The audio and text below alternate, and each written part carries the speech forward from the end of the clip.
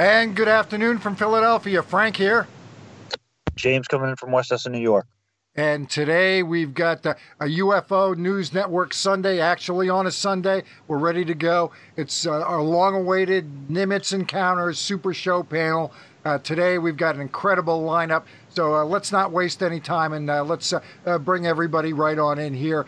First off, two guests who've never been on with us before. Very pleased and proud to have both of them on. Kevin Day, the radar operator aboard the USS Princeton during the Tic Tac event back in 2004.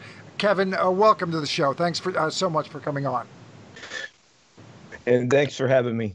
Absolutely. And also, we also have PJ Hughes, who is the aviation tech aboard the USS Nimitz, also during the Tic Tac event. PJ, thanks so much for joining us, sir. Anytime, thank you. And finally, Dave Beaty back for his third appearance on the show. Third time is the charm, Dave. I think we're going to have a real good one here today. Of course, Dave also heavily involved in this particular case, has talked to as many people as he could possibly find who have been involved in it, and also the creator of the Nimitz Encounters video, which is up well over 1 million views on YouTube. Also over at Amazon now. Dave, thanks for coming back with us, and thanks for helping us out so much in terms of getting this all set up. Great to be here, Frank. James on UFO News Network Sunday. Hi, everybody. Hey, all right. So, Dave, I think a lot of people, a lot of our listeners anyway, already have a pretty good familiarity with the case. But if you can, just give us a brief thumbnail introduction to the case for those who are not that familiar with it. Yeah, sure. You know, one way after the show, of course, if you watch the little recreation movie I did on YouTube, that's a great overview if you haven't seen it already. Really what this is an event that occurred in 2004. It was off the coast of California. The USS Nimitz Carrier Strike Group was conducting workups, training out there, probably about 90 miles southwest of San Diego. And during this training in November, the USS Princeton began picking up these radar tracks of unknown, aircraft, basically. And these things were coming in from very high altitude and dropping down, sometimes within a matter of less than 1 second, it could drop, from 28,000 feet to like the sea level. Very strange, flight parameters. So, Kevin Day, of course, was tracking these things in that week before the event in my film. And they were kind of concerned, although they didn't seem to have any, threat really to this carrier strike. It was still like within their airspace, and they were concerned about what these things were. They didn't have any kind of, IFF code or whatever is required. No radio. Okay, can you explain a little bit what an IFF code is? Right, like in military parlance, IFF code is something that a plane is identifying it whether they're a friend or foe. So the military planes would have these transponders, so to speak, that identify them as who they are. These tracks that were being seen by Kevin didn't have any of that. So the radar aboard Princeton could track them, but they just didn't know what was going on. So coming up to the 14th, they had a aerial defense exercise scheduled. And this means that they're going to go do fighter combat, training, and they're going to go up there and do mock dog fights, and they're going to send up the radar planes. to, act as the sort of quarterback over the whole thing. Mock bombing runs, strafing runs, all kinds of things like that they do, pre-deployment. So on that day, Kevin briefed the captain and said, I have one of these tracks. We're going to have jets coming up. Can we intercept this? And so the captain of Princeton ordered them in the Combat Information Center there to intercept this object and find out what it was. And so that morning, 2 jets took off from Nimitz, Fast Eagle flight, and that's the jets that had Commander Dave Fravor and Lieutenant Commander Jim Slate aboard, that you probably heard of if you know anything about this case. But anyways, so those jets were in the air. Princeton took control of the flight from the E-2 Hawkeye plane that had been controlling him up until that point. So Princeton, grabs control of the flight as far as air traffic control, begins direct radio comms with these 2 F-18 jet fighters. And they give them a real-world vector and say, your training is canceled. We have a real-world mission for you. Here's the vector to this object. So the 2 jet fighters kind of break off and start heading towards this object, which, might have been, 40 miles away from them at that point or something. So, and that's not far at all as when you're out on the ocean. No. I mean, they're traveling very fast, above 300 miles an hour, for instance. That's just slow for them. Yeah. I mean, they can go way faster. But so they arrive on scene and they see this strange white disturbance on the surface of the ocean about 20,000 feet below them. Imagine it as being a very small, if you dropped a dime on the floor and looked down at it, that's about what you would see based on their description. At 20,000 feet, this object on the surface of the ocean, or the disturbance really, they didn't see an object at that point, was probably, he says, the size of a 737, which is roughly 200 feet in length. So the 2 jets decide to check it out. And Commander Fravor instructs his wingmen to stay there in high cover, they call it. And he begins descending. And as he's descending, they see this white object, this oblong thing that looks like a tic-tac. That's why they call it the tic-tac. It's moving around erratically above this disturbance on the ocean. Commander Fravor reported that he thought that it was checking out this disturbance or something. Again, he didn't see some spaceship underwater. He just saw water kind of breaking over. He called it a seamount, if waves broke over something and created white water. That's what he saw. So he's seeing turbulence in the water, but not necessarily an object under the water. That's correct. And it's been reported incorrectly a few times. I've heard that. Like a USO, an unidentified submerged object. Well, we don't know that, okay? So it was just a visual observation. So as he gets closer, this little white object, which is approximately 47 feet long, suddenly seems to recognize that he's approaching. And it turns and begins coming up. So he's descending, and he begins doing a kind of a turn, clockwise turn, past this object. And this object is coming up. It starts mirroring his turn. So now they're in a turn, what they would call in fighter combat, a turning fight, where they're both coming around trying to get on the other's six, or trying to get around on the other's tail. So as he comes around about the 3 o'clock position, where he's looking out the right-hand side of his jet, about a mile across this circle is this white object, and it's matching his speed and his turn radius. So he decides to, execute a maneuver to get behind this object. So he basically turns and dives, pulls his nose down to gain speed and momentum, and pull his nose ahead of this object across the circle to try to get behind it. As soon as he does that, he says the object seemed to recognize that he conducted this maneuver. It then turns towards him, it's coming around, and it just kind of rotates around and basically disappears across the horizon at hypersonic speed. He said it went from, going 400 miles an hour to literally thousands of miles an hour and just disappears beyond the horizon. And all 4 pilots in these 2 jets saw this thing do that. Okay. So that's the encounter right there. And the next radio call they get. But by the way, they went back and looked at that thing on the ocean. It was gone. The disturbance. Okay. The turbulence. Because people asked me about that. Yeah, they went back. It was gone. The Princeton radio calls and says, "Sir, you're not going to believe this. That object you were tracking, it's now at your capped point." And the reason why, what does that mean, cap point?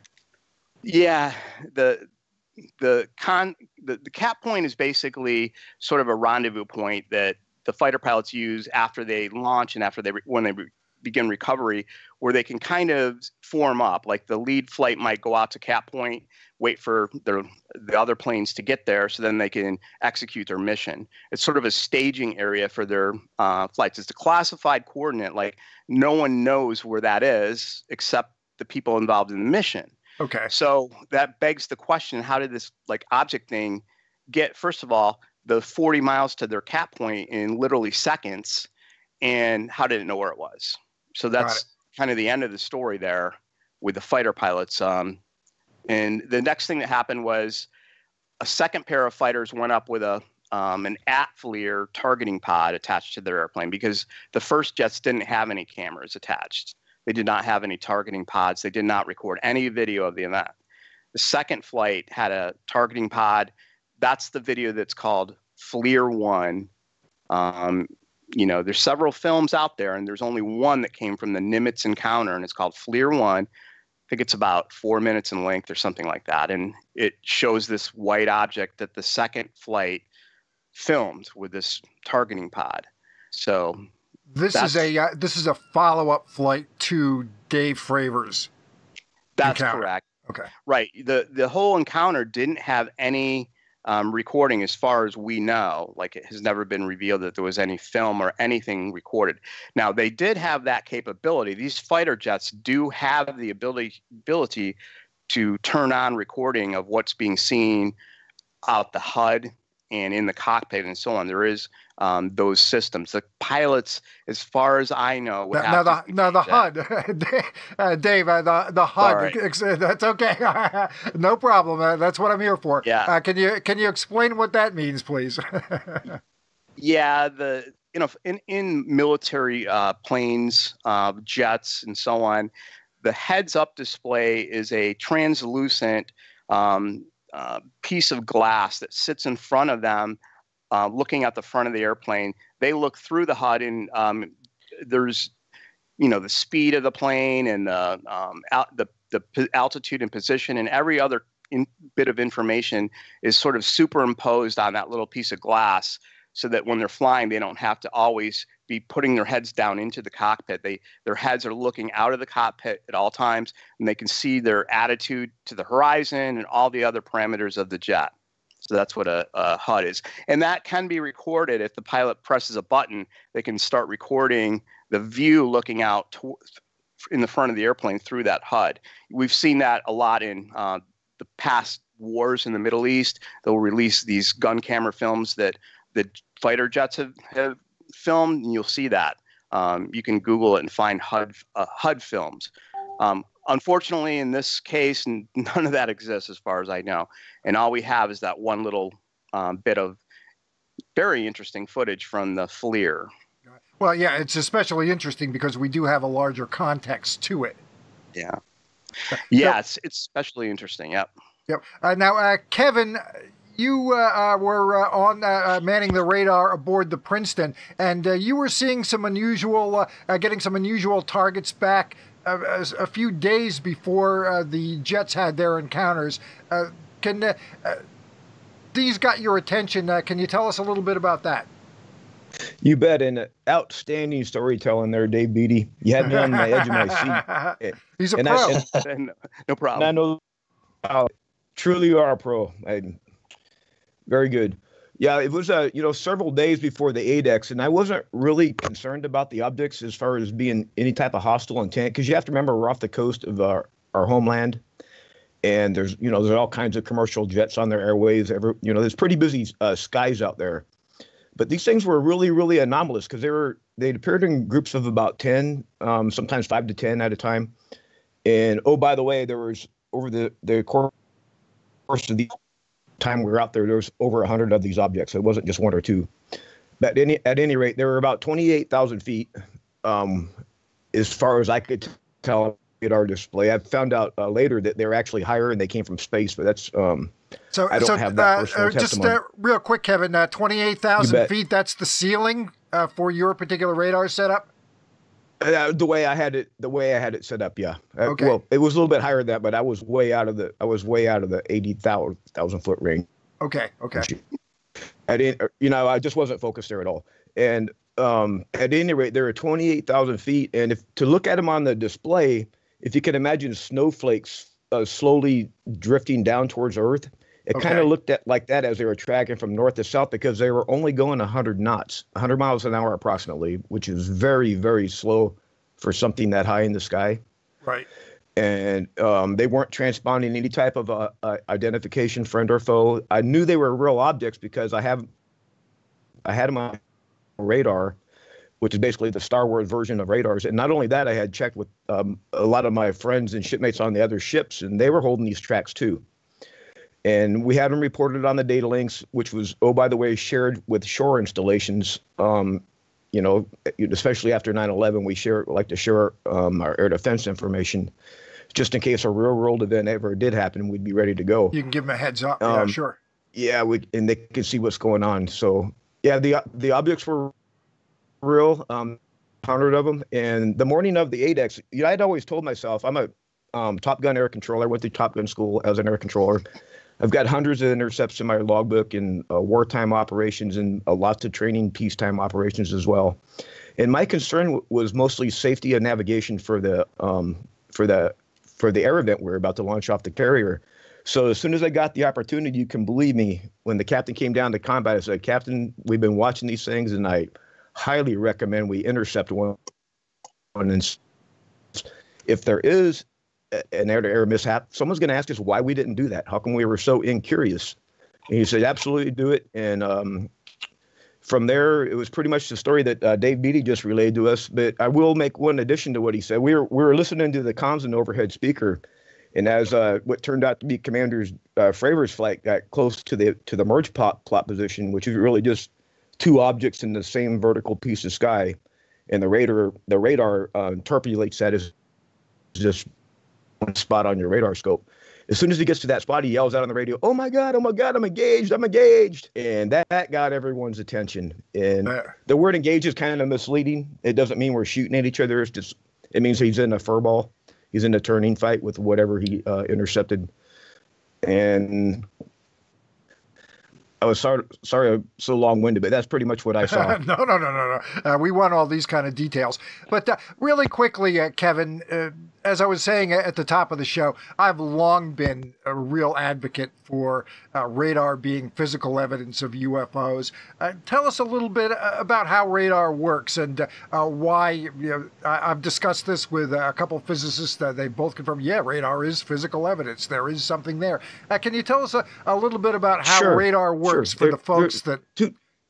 Yeah, there are basically two different types of radar systems. You got radars that rotate, and then you got another type entirely. It's got 4 panels and it's phased array. In other words, it looks all the time, and it's got all kinds of different. Without going into a lot of or any classified information, you can set it up in different types of parameters so it can search different pieces of the sky and do different things. It's the most advanced radar on the planet right now, as far as I know, the Spy 1 radar system. And was this the first time you had ever dealt with any kind of anomalous targets? I'd seen strange things, but they always be either satellites or weather balloons and stuff like that. This is the one and only time that I ever encountered UFOs on my radar system that I know of. Got it. And you said there were maybe as many as 100 of these targets in the early stages, the days before the flights went off the carrier. You'd never seen anything like that before, I'm assuming. Absolutely not. And we were down about 90 miles southwest of San Diego, and we had picked between Catalina Island and the Los Angeles basin area. And that's pretty much where they came into my radar envelope. And I tracked them all the way down to the south off the coast of Baja, California. And there's a little island on there. It's called Isla de Military or something like that, if I remember correctly. And that's where they actually faded from radar. I don't know if they landed there or it's just where they went out of my radar volume. Now, I've seen a lot of accounts. 20,000 feet. Sorry about that. I've seen a lot of accounts from pilot witnesses where they'll see something, they can't make it out. Is that a balloon? Is that a bird? Is that something they can't quite identify? But in their heads, they're running through. What could that possibly be? When you're seeing these targets initially, is that something you're doing? Hey, is that an array of balloons that were launched? Are those birds? Are you running through what that could possibly be before you decide to? Absolutely. In fact, when you're in a combat information center, especially on the air side of combat, we have standard procedures in place. So whenever something comes into and whenever we detect something on radar, we go through standard procedures to try to figure out what it is. And of course, we ran through all of those procedures with these objects, and it turned out to be nothing explainable. I'm not even going to really my role. I pretty much just want to confirm that it happened, and those things were real. And sorry for my language, but they kicked our asses in the dogfight. I mean, if they would have wanted to have hostile intent, there was probably not much we could have done about it. And that's really why I decided to speak up, because we need to find out what these things are in our skies. And it seems like the governments on the planet are just kind of not telling us, or they're tone deaf to it. And I think that has to change. And also the maneuvers that the initial targets that you had, they were just basically going from 28,000 feet down to basically sea level on sort of the y-axis. If you think the y is the up and down axis, that's about what you saw. Do I get that correct, or am I close? That is correct. In fact, the next day we have a system on board called Quad. It has the ability to record everything that's happening. So I took the technician and we actually played back the day to look at the contacts again. And excuse me, we had these things clocked. They went from 28,000 feet down to about 50 feet off the surface of the ocean in 0.78 seconds, less than a second. And I think that's about 1,430 some odd Earth gravities. If that was in other words, if that had been a Newtonian physical, it would have blown apart. And also there was no sonic booms. There should have been multiple sonic booms, something going that fast. Understood. So I would have to say that whatever it was aware, and I don't think it was based on Newtonian physics, and that's as far as I'll go with it. Understood. And the behavior was a little bit different on the day that the fighters actually went out and had their closer encounter. Is that correct? That's absolutely right. During this time, with Commander Fravor did his thing, and then other airplanes were launching in the sky, of course, everyone's listening to these comms on their fighter-to-fighter comms.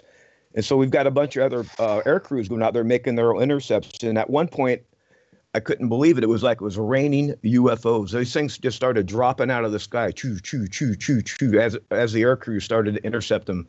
And as soon as the air crews left the area to ascend back up in altitude, these objects would pop straight back off the surface of the ocean, back up feet, and continue south at 100 knots as if nothing interesting had happened at all.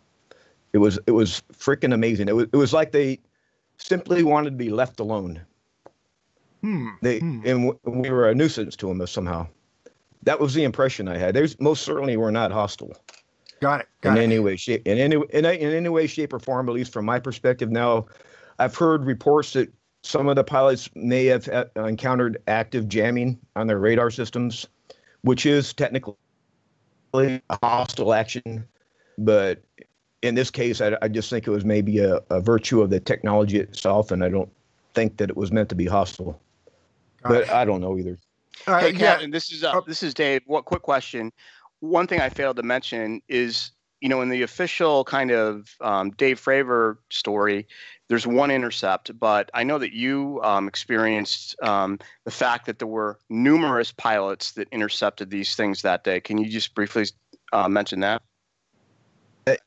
And that's why I personally believe, but I don't know this, but I personally believe there's probably a lot more video and comms out there. In fact, the next day I didn't know what to do because this was so anomalous. So I decided I was going to write a message. It turns out I probably would have written OPREP 3 navy blue type of message, which is used to report stuff like this. So I went up to combat, and I went over to where we record all the external voice communications, which we do in case there's a mishap. The investigators have, and it's recorded to optical disc in redundant tracks, and it's not supposed to be erasable by design. So I got the technician. We went over to the machine, and by golly, the thing had been either erased or replaced because all the timestamps were there from whenever someone keyed a microphone, but all the comms after that point were all missing until the next time hack. So all the time hacks were on the disk, but not the comms. Oh my! At that point, I knew something way beyond my experience was happening. And the actual closer encounters with the pilots and these objects, that just took place during one day, this one particular day that Fravor has talked about, or was there more than one day involved in the pilot encounters? It was just that one day, as far as I know. Okay. Yeah, as far as there's lots of aspects to this that I don't know, and in fact, I've learned a lot over the last year just by reconnecting with some of my old shipmates, stuff that I didn't realize that was going on, and I didn't know about it. James, you have anything for Kevin? Yeah, just some of those people that you spoke with, were they actually witnesses to the event? Oh, absolutely.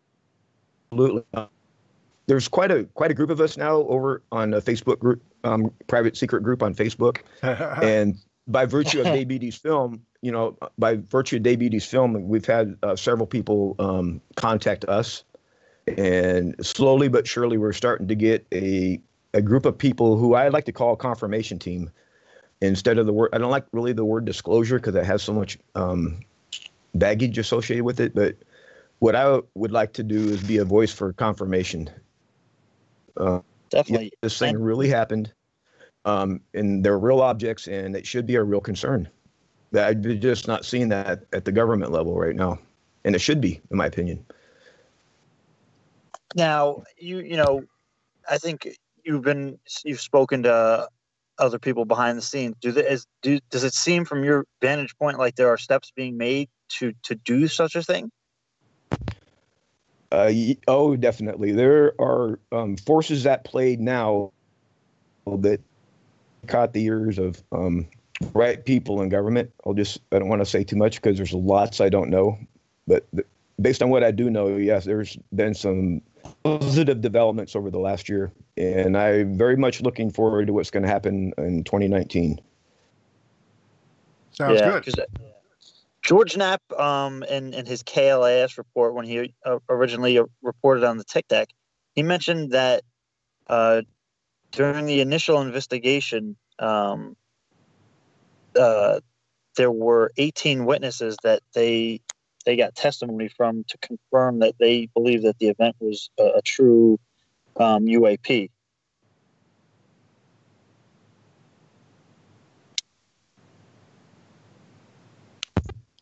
I'm sorry, you cut out if you had a question for me. Oh, yeah. So were any of those people that you had spoken to part of those 18 witnesses? Like the people that you've spoken to, were they questioned about the event?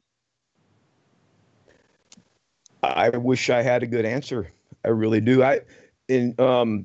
Just to kind of go back a little bit, that training exercise off the coast of San Diego, it turned out to be my last underway in the Navy, and it was also my last intercept in the Navy. And when we got back into port, I was getting ready to transfer over to ComNav Airpack on Coronado Island. I was going to do my the funny thing is, I was never NDA'd. Now, I found out later that apparently there's all kinds of folks that have been NDA'd over this and they can't talk about it. That never happened to me. No one ever told me not to talk. No one ever interviewed me. And for some reason, I was allowed to just walk away from it. Yeah, and another thing, just to mention, out of those 18 witnesses, you had a nuclear submarine. You had, the radar planes. USS You had Louisville. ships. Yeah, so there's so many people that are in really different squadrons in different places. I think that maybe that's one reason that Kevin wouldn't have spoken to them. These ships have, how many people are on the carrier? Like, isn't it thousands? Yeah, 5,000 is a good round number. Wow. Just small city. Yeah, knowing somebody else that was interviewed you might not know them, especially if they were in a different if they were in airplanes and you weren't part of that. So yeah, and absolutely, and you got to remember this was 14 years ago, and a lot of us have retired and gone our own separate ways. And it's only just with the last year I've even reconnected with a lot of people. And thank goodness for Facebook. It really allowed us to do some amazing work here. And, would you agree with that, Dave? I would. And really, if you just step back sometimes and you think, wait a second, 18, there had to be hundreds of people that were witnesses to this. Maybe not, primary seeing the objects, but witnesses that were there that day, that heard the radios, that saw the radars, that were involved in those parts of the ship that, are monitoring these flights that are going on that day. There's got to be like hundreds of people. So those people all have their stories too. And, talking to PJ Hughes, obviously, PJ, was a member of the VAW 117 Wallbangers E2 squadron. And those guys have their own stories, and that really hasn't been told. So yeah, I want to get to that. PJ, we've kept you waiting a little bit, but you do the work on the radar planes, the tech work on the radar planes, and also there's some aftermath to all this. There is a response in the moment to this incident. Why don't you bring us up to speed on your experience with all this? Like you said, I was an avionics tech. I worked on the Hawkeyes, the particularly Hawkeye that was in the air during the period of Dave's video. I actually launched and recovered that airplane. And one of the abnormal events that I can experience is when that plane came back, the crew was relatively antisocial. They left and went downstairs real quick. But the plane has hard drives that record, that they essentially run the airplane, but they record a lot of the information in the airplane. And at this time, we were doing a lot of stuff with CEC that Kevin mentioned. So that was one of the primary things we were doing. And I know for a fact we were recording that data in our airplane. When I got back down to my shop, we locked these things up in a safe. A couple minutes later, my commanding officer and two random Air Force guys who I'd never seen before show up at my door, and commanding officer asks for the hard drives. We pull them back out of the safe. He takes them, and that was the last I ever saw of them. So a couple things there I'm going to guess are a little bit out of the ordinary. One is the crew being a little bit antisocial and not talking to anyone. And the second one is Air Force guys showing up on a Navy ship and taking off with your hard drives from a previous flight. So tell us a little bit about that. The crew is, I can't say they're always social, because sometimes there's so much noise on that deck you can't hear them anyways. But usually they stop and let you know if there are any problems in the airplane or any of that. A good friend of mine who Dave has taken to calling Roger, who can't come forward because he was one of the many who signed NDAs, was actually flying in that airplane at that time. And he was definitely one who was pretty social. He usually brag about something that was going on in the airplane or something. But he didn't even say anything. When he got back to our work center later, he started to not exactly flat out tell us what happened, but started elaborating that something actually happened. And our division chief at the time basically shut him down and said, don't talk about it. And we're all told to keep our mouths shut. But I personally never signed an NDA or anything. As for the 2 Air Force guys, like I said, they stick out like sore thumbs. And I never saw them come out. I also helped out on the CODs, which is the C-2A Greyhound, which is, other than the helicopters, the only way people get on board out to sea. They never showed up on that day. So the only way they got on board is on a helicopter. And they could have popped in at any time because those helicopters are coming and going all day. But, yeah, as for our commanding officer coming to our shop was rare enough, and it is, because we were way off in the boonies, far away from where he was. And then him taking classified material from us with little to no notice, it was definitely, the whole situation was rare. And I'm going to have to assume that when Kevin was talking about the link up to land-based communications and all that, they get word pretty quick and get out there in fairly short order. Is that about right? Yeah, that's my assumption. I mean, like I said, I can't personally tell you for sure how they got there or when they got there, or even if they left right after. I just know I didn't see him before that. I didn't see him after that. And I might add too that Gary Voorhees has come forward. He was on the ship with Kevin Day. He worked in the combat there in Princeton. And I asked him about the radar tapes on Princeton, and he confirmed exactly what PJ just said, that people arrived on Princeton that day right after this flight and came down and had him sign out his hard drives that pretty much contained similar data to the E2C Hawkeye's tapes. And he said they weren't wearing Air Force, but they were like just wearing plain suits. So they weren't Navy, as far as I know. And he said they also arrived on helicopter. Like he actually was on the deck and saw part of a crew that is there when the helicopter lands, and he saw them come in on a helicopter. I mean, just going off of not knowing that they pulled the data off of there was data recorded in other places on the Nimitz because they had their own CEC equipment. And like I said, we were running CEC stuff a lot, so I know they were doing the same kind of recording we were. So chances are, again, I can't say, guaranteed for sure, but chances are there are people pulling their tapes from somewhere too. Yeah, and also Roger, the anonymous witness. And let me just back up a second because it's important to tell this. PJ reached out to some of his buddies and said, hey, check out this film this guy did. And so this guy, Roger, saw it, and he reached out to me via email. And I'm just going to kind of read an excerpt of what he said to me. He said, hey, Dave, I was contacted by a good friend to watch this video. To be honest, it gave me chills because I was a radar officer in the E2 at the time. And although I was required to sign a waiver and an NDA with the Navy over this, I can tell you a couple things. First off, I did see something that transited very quickly by our E2. And I cannot honestly say I've ever seen anything like it. The object joined up with us briefly, and all on board had a view for a matter of seconds. So he's eyeballing this thing. He's not getting a radar target. He's seeing the actual object.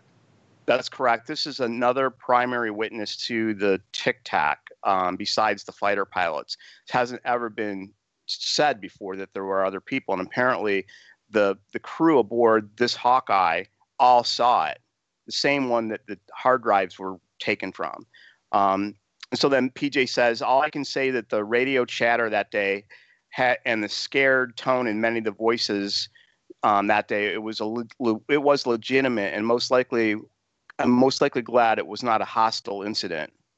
And then he talks about how when they arrived back, there was these unusual procedures and stuff with the plane. They were led downstairs. They were told to not talk about this. They were made to sign NDAs and affidavits and told it did not happen. So that's from that, the same plane that PJ worked on. Well, they seem to have moved pretty quickly on this, and it seems like they have some pretty well-established protocols when something like this does come up, whether it's frequent or very infrequent. Yeah, it really is. And, to PJ, I don't know that he even knew how unusual it was with all the other evidence, especially the fact that no one seemed to pay much attention to the fighter squadron. when you have a lot of testimony from Commander Fravor talking about, the hours and the minutes and the hours and the days after this event, they were expecting someone to come see them, but all they got were kind of ridicule and jokes, X-Files, tinfoil hats. He talks about the story of the Intel guy coming and taking his tape and then having to march down there and threaten them to get it back. And then he made copies and left it in the safe. And that's the tape that has the FLIR video that we see on the internet. So, but no one ever made him sign or anything and told them they didn't see it and to shut up or anything. No one ever said that to the fighter pilots. So it seems like these guests that the fleet had on their ships wanted that radar data pretty bad. Yeah, I think that, when PJ mentions CEC, I looked that up on a Navy military website, and it's a classified technology. It just says it's used in, shipboard, data links. Basically, that's all they say. So that's a classified technology, like a sensor type thing. And I think Gary and PJ both told me they thought that's what they were interested in. Is that right, PJ? Yeah, that's the only logical thing because of how much information that's shared with and what it gathers and what it's tied in with. It's a solid place to get a single answer from a lot of different places. And, the next question then is like, okay, well, if you start thinking about what did this radar data stuff that they took, why did they take it? What were they looking for? And when this first came out with this radar stuff, Frank and James, I started thinking, well, maybe this is some type of, Bob Lazar, UFO thing that the government is flying around and they're like testing it out and like, okay, hey, we fooled them all. Now let's go get the radar stuff and snoop on it and see what they were able to see. Because we're trying it out and we want to see if, and that has come up a lot. A lot of people have made these comments that this is our technology. And I know Kevin is, really, really against that theory and he would be very upset if that was the case. So I don't know. I'm on the fence both ways. Some days I think it is, and some days I think it's not terrestrial technology. I don't know. And I'm not going to tell anybody they're wrong, but I've experienced enough over my career in the Navy to suspect that it's more likely our technology than it is extraterrestrial. But at the same time, it could be just as easily extraterrestrial. It's one of those unknowns that I'm not sure we're going to figure out, and I hope to figure out. It has gotten a little trickier as we've advanced our own technology. When you go back to the very early days of the UFOs, you're talking about late 40s where we're just leading up to and just cracking the sound barrier, roughly 750 miles an hour. If you're seeing something or tracking something on radar that's going 1,500, 2,000 miles an hour, that is an eye-opener, no question about it. But now we know that we put a lot of money and we've really advanced the tech well beyond that. It does get into this hazy area where it is a little bit tougher to figure that out. Yeah, and I think it's fair to just say that you don't know because, again, is it are we able to get a better look at some of this stuff because our technology is advanced and we can more keenly track some of the signatures, or is it that the phenomenon is just responding to our advancements and taking it up a notch as well. But getting back to the NDAs, how unusual is that for guys on a mission to have to sign NDAs after an event like that, or like an event in general? It's very rare. I obviously had a clearance. I'm pretty sure most of the people who said anything had clearances. The only time we ever signed NDAs, at least in my network, my area of expertise, is when we exited dealing with something, when it was something we no longer had any use for. It's basically you have all this knowledge, sign this saying you're going to keep it to yourself. It was never, that was the only time I ever signed them. I never signed them for any out of the ordinary purposes. Yeah. How about you, Kevin? I never did. I never did either. It's extremely unusual. In fact, this whole thing was going on. I didn't even know about it. Didn't know all these NDAs had taken place until about a year, less than that, 6 months ago. You know, it's interesting that when people say, well, I didn't hear about the NDAs, it's still possible that some people signed them and some people didn't. I mean, that's just, I think, the way it is. It's easy to, you know, cast aspersions and say, oh, they're making it up. Didn't happen. These guys are lying. Well, you weren't there, so you don't know. And some guys may have had to sign it and other guys didn't. And the logic and the reason behind that, maybe it's something that's classified that can't be discussed. I mean, that's one thing, you know, oh, we don't have all the data. And there's a reason why they had to sign NDAs. It's because what they witnessed or what equipment they were using, they saw something through that, they can't talk about it, so they have to sign. Could be. It's a speculation on my part. So, I mean, I'm just going to add, I've been friends with Roger for a long time now. And up until his email to Dave, I never knew he signed an NDA for anything on that stuff. So that tells you that many people could be signing them and just keeping their mouth shut. Well, yeah, if they sign an NDA, they're probably encouraged not to talk that they signed an NDA. Yeah, you have to sign an NDA about the NDA. Yeah, that's it. Right. Yeah, and Roger basically said, "Look, man, that's all I'm telling you." And he won't reply to me. So I keep asking questions. You know, I sent him like 100 questions, but I've gotten nothing back. So unfortunately, well, you got what you got, and I can respect that. You know, I can respect that. There's a few people who, you know, we know who they are, who are involved that don't want to touch this with the 10-foot pole, and I can absolutely respect guys like PJ and Kevin for coming forward, and Dave Fravor and Slade as well. But I can respect the folks that want to stay out of it too. I can understand that. Yeah, that's true.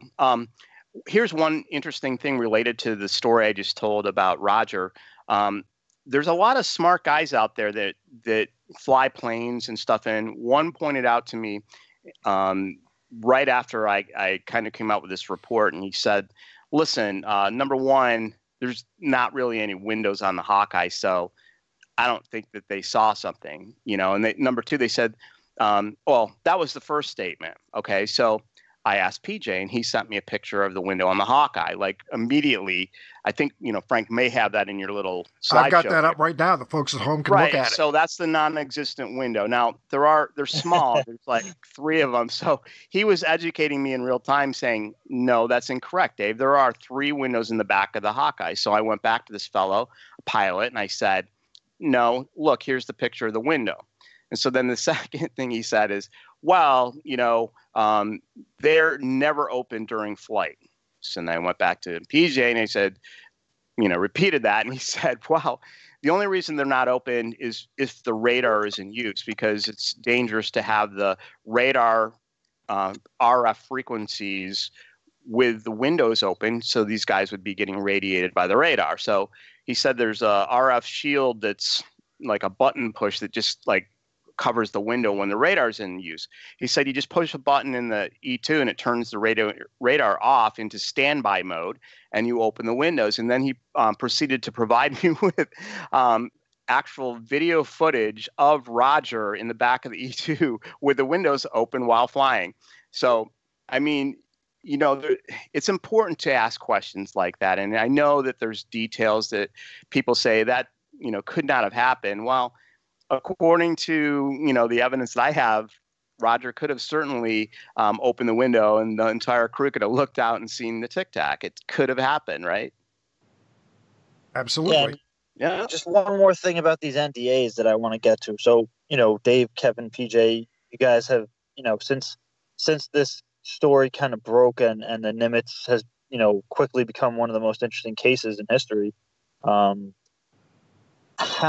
many witnesses do we think we have so far now? You know, both, you know, the people that sign the NDAs that are not going on the record, that can't go on the record, and the people that are on the record.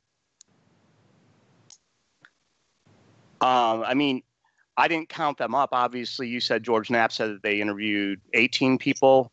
And then, I mean, you know, I personally know like 4 ones that they didn't interview.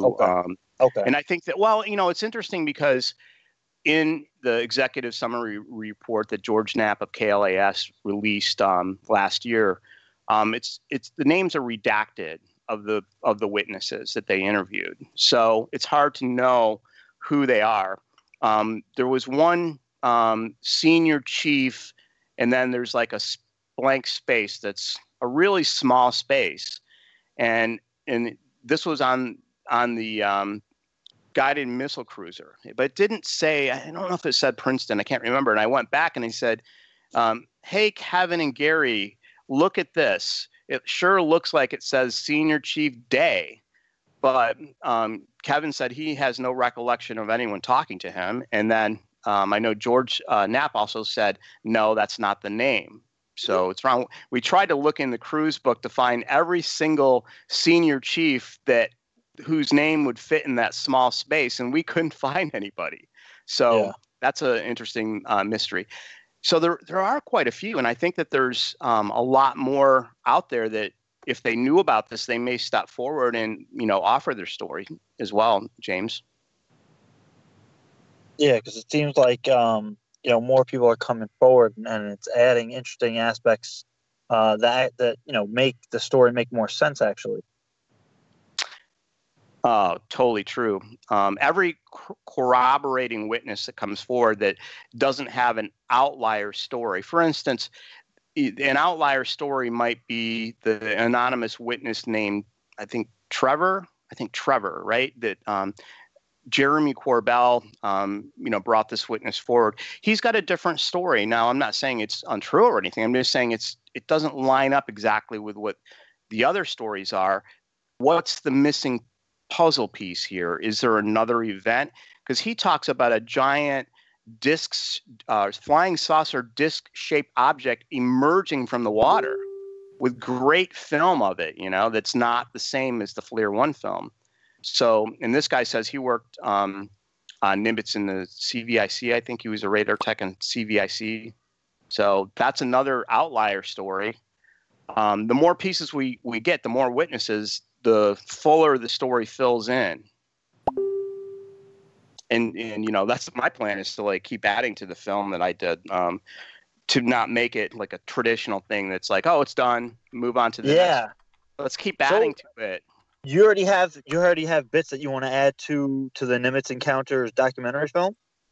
Exactly. Like right now, I mean, I just didn't have the ability back then to travel around the country and interview these guys. Well, amazing opportunity was presented to all of us in that there's a conference going on at the end of March called the UFO MegaCon, and researcher named Melinda Leslie contacted us, expressly talking about bringing us together to discuss this event in person. And the event is actually going to be taking place at the end of March this year, the 24th through the 30th in Laughlin, Nevada. And you could find out about this conference at UFOMegacon.com. And I will be there with Please Kevin leave your Kay. message for 916-248-9345. Sorry, I was getting audio. Yeah, sorry about that. I'm adding Kevin via his phone. He dropped off. Oh, yeah. So we're all going to be there. PJ's going to be there. Gary Voorhees from the Princeton, Kevin Day from the Princeton, and it's going to be amazing to be together to discuss this in person. But it gives me an opportunity as a filmmaker to have them on camera if they agree. That now this is another part of my film that I can have these witnesses. And by the way, there's an Easter egg in the film in that I got Kevin's help to play one of the radio operators. So PJ appreciates this because it's basically Kevin is calling the E2 radar plane Banger. So he's like saying, Banger, this is Charlie. And then Gary Voorhees, who's the other Princeton guy, is playing the Banger guy. And he's going, okay, hey, Charlie, this is Banger, go ahead. So it's these two witnesses to the event that are in my movie playing different roles as radio operators in the recreation, just so you know. That's a little Easter egg. Throw that out there. Kevin, are you back with us? Hello, Kevin? Oh, Kevin? Having some technical difficulties with Kevin. Yeah, we lost Kevin. Okay, I'll keep trying to work on that. Go ahead, James, if you could take over for a minute and let me see what we can do about getting Kevin back. I wanted to ask Dave, what else, presumably are you going to add into the documentary, and what other pieces are you looking for to complete the narrative? What other questions do we have about who might have witnessed the event? Well, obviously my documentary is just my interpretation of what I read and putting it together in a timeline of what I thought would be cool. I made it for myself as much as the audience, and I still enjoy watching it. I mean, I watched it hundreds, if not thousands of times, and I still don't get bored. It's just a quick, short little thing. I'm not the best 3D animator in the world, but I can get by. And, with the technology we have now, it's kind of cool to be able to photo realistically render a scene. So the first thing that I want to do is I want to give some love to VAW 117 wall bangers, because they played an important role in this event. Kind of, not told in full. And now that I have a primary witness to the Tic Tac seeing the object out the window, this is an important aspect in my film. So I'm going to flesh that out and go into detail about what your recording has reached the maximum length. To replay your message, press 1. To delete and re-record your message, press 3. For delivery options, press 4. To send a fax, press 6. To cancel this message, press star. To send this message now, press pound or hang up. Right now, so. Sorry about that. Kevin's voicemail is in my ear. But yeah, sorry about that. Okay, Kevin, are you back with us via Skype? I am. Can you hear me? Okay, yeah, I can hear you fine. Okay, sorry about that. Sorry, Dave. About that, everybody. Live podcasting. Yeah, sorry if I stumbled there. It was sort of No. We interrupted you. Sorry about that. Okay, yeah, let's. All right, let's get back to it. I think we're all here again. Well, and I just want to finish. So having that story, but then all I had in the past was a borrowed interview of Commander Fravor, and it's very limiting to tell a documentary story with just one perspective like that. So having 3 to 4 new witnesses on camera is going to make the film way better. I guarantee it. And I mean, who else? I want to get some of the fighter pilots, Yeah. They seem kind of not interested in talking to me. So that's fine. I'll just, write there. I can write what they say and paraphrase it, Real quick, Dave, some of the feedback that you've gotten, it seems like a lot of the people who've watched the film are actually under the impression that the event is fictional. Is that about right? Yeah, I mean, it's very strange. I mean, again, you don't know if those are just the most outspoken people that actually say anything, that they have some conspiracy theory that this whole thing didn't happen. It's all made up, Yeah, Kevin doesn't exist. He's a fake character. Or if he does, he's just reading a script the government made up, or that this is some type of CIA operation and we're all being controlled by them, which is patently ridiculous, No one's controlling me, okay? I've heard some ridiculous things, and in the same breath, the person, once you satisfy their question, they jump out with something else completely contradictory to what they just said that doesn't make sense in any context. So there's no good argument against this case actually occurring the way that it has said to be done. So I don't understand that. Yeah, I mean, if we possess anti-gravity spacecraft that can bend the laws of physics and Well, I mean, that's a huge thing, and I could see somebody trying to cover that up. But again, I don't know that that's the truth. That's one side of this. So you're talking about something that can travel at 4.5, 5 miles in just under a second. That is awfully fast. And also, Kevin totally explained, you cannot go from 28,000 feet to the sea level in 0.78 seconds without, being destroyed.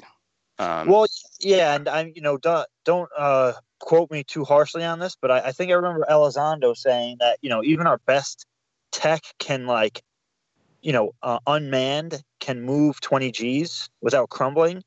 But, some of the stuff that within ATIP, which includes Nimitz, we're seeing doing excess of 300 Gs. That's right. That's that's 60 times beyond what we think is physically possible.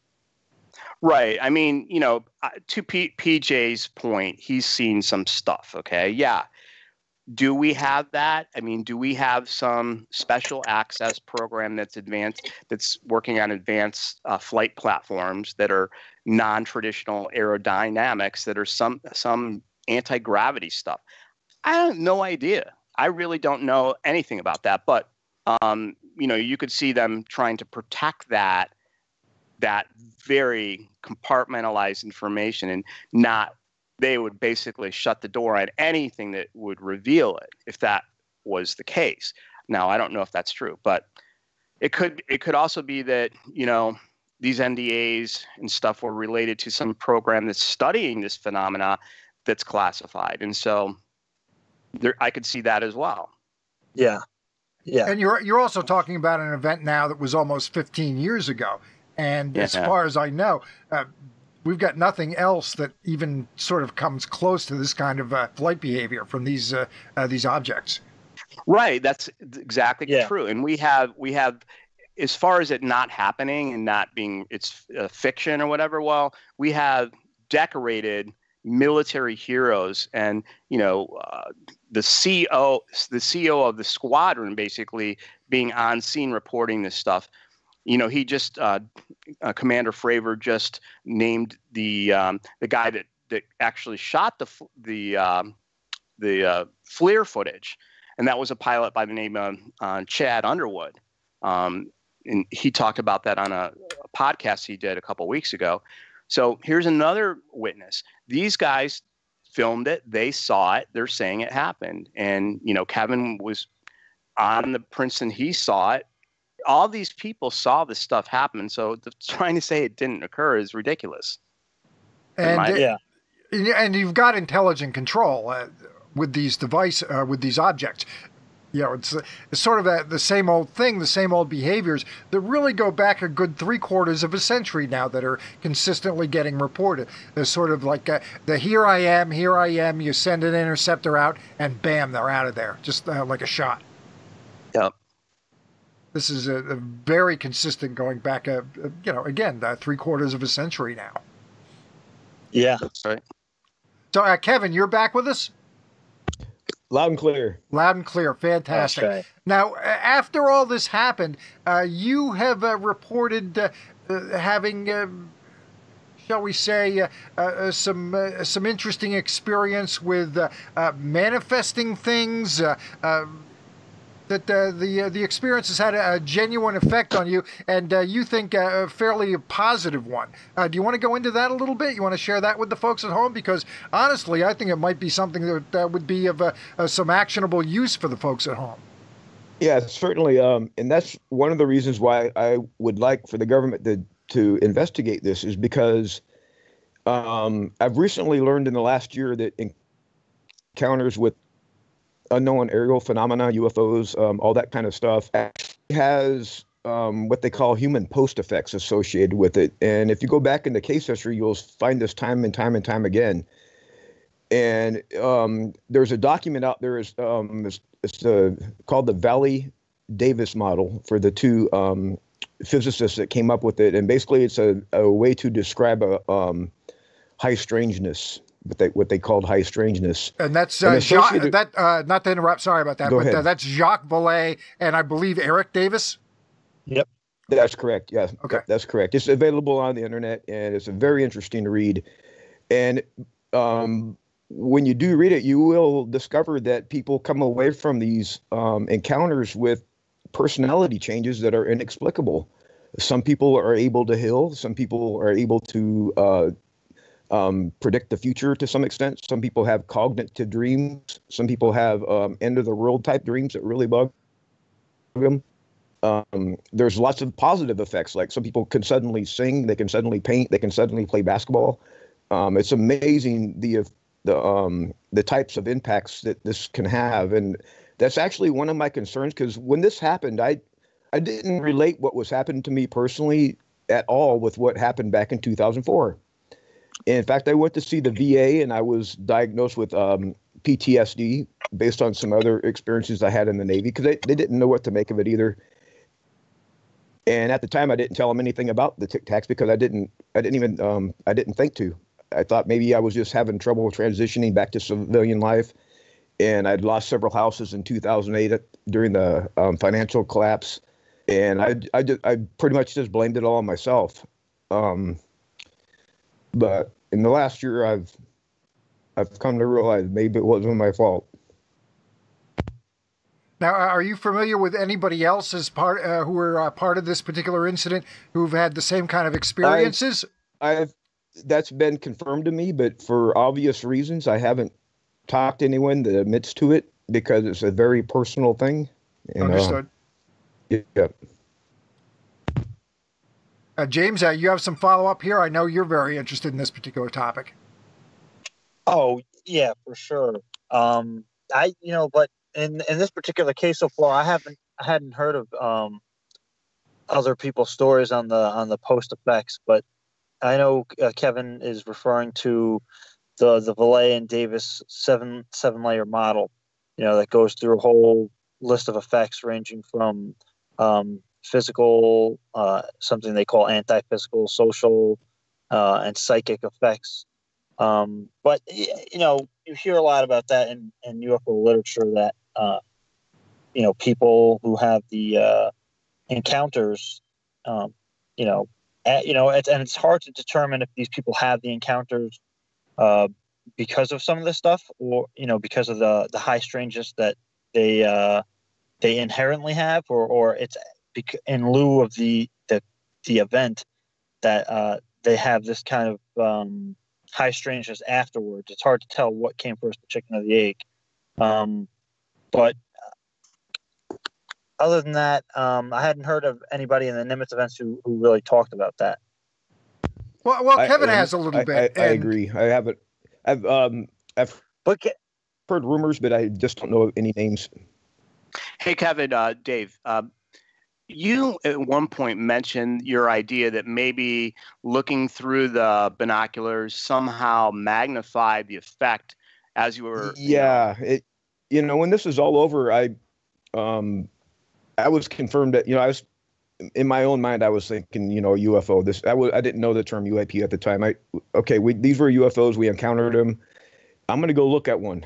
So I found the closest one on radar, and then I went up topside out to the weather decks where the big eye binoculars are located, and I got the relative bearing and an approximate target angle, and I saw this white. I saw it through the big eyes.